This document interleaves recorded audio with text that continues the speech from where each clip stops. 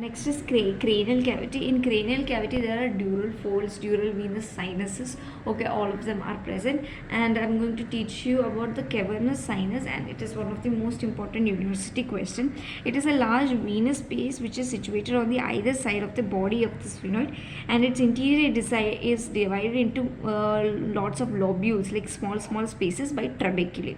By trabeculae, it is divided into small pieces, and it is a large venous space. Okay, now the floor is formed by the endosteal layer of dura mater. So there is dura mater that forms the endosteal layer. So as you can see here, this is the floor.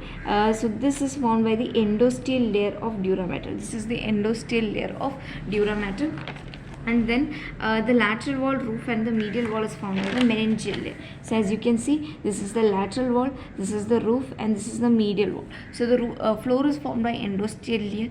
The lateral wall, the roof, and the medial wall is formed by the another layer of the same meningeal layer of dura mater. Okay, so the dura mater has two layers, and they form the floor, lateral wall, and the boundaries of this cavernous sinus. The extent is anteriorly. It extends from the superior orbital fissure to posteriorly till the petrous part of the temporal bone. It is like this. If you will see the skull part from the inside the cranial cavity, from the superior orbital fissure to the petrous part of the temporal bone, it lies. From the superior orbital fissure till the petrous part of the temporal bone, it lies. Okay, now comes the relations. So as you can see the relations, you need to draw this diagram, and also you need to learn to draw this diagram. Okay, superiorly it is related to optic chiasma. See, as you can see, superiorly related to optic chiasma and internal carotid artery, optic tract. Okay, and anterior perforated substance is there.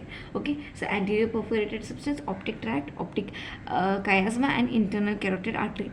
Anteriorly it is related to superior orbital fissure. See, I have told you the extent.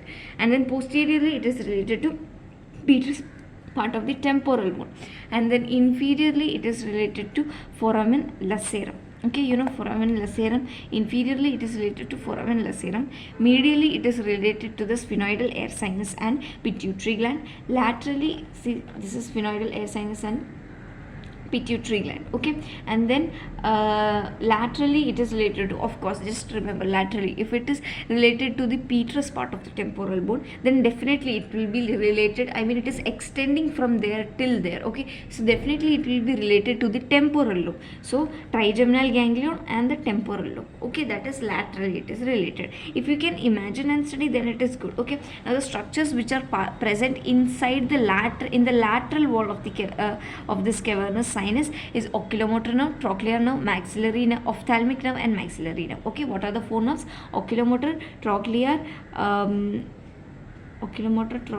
ophthalmic, and maxillary. And the ones which are present in bottom, that is passing through the cavernous sinus, internal carotid artery and the abducens nerve. What? Internal carotid artery and the abducens nerve.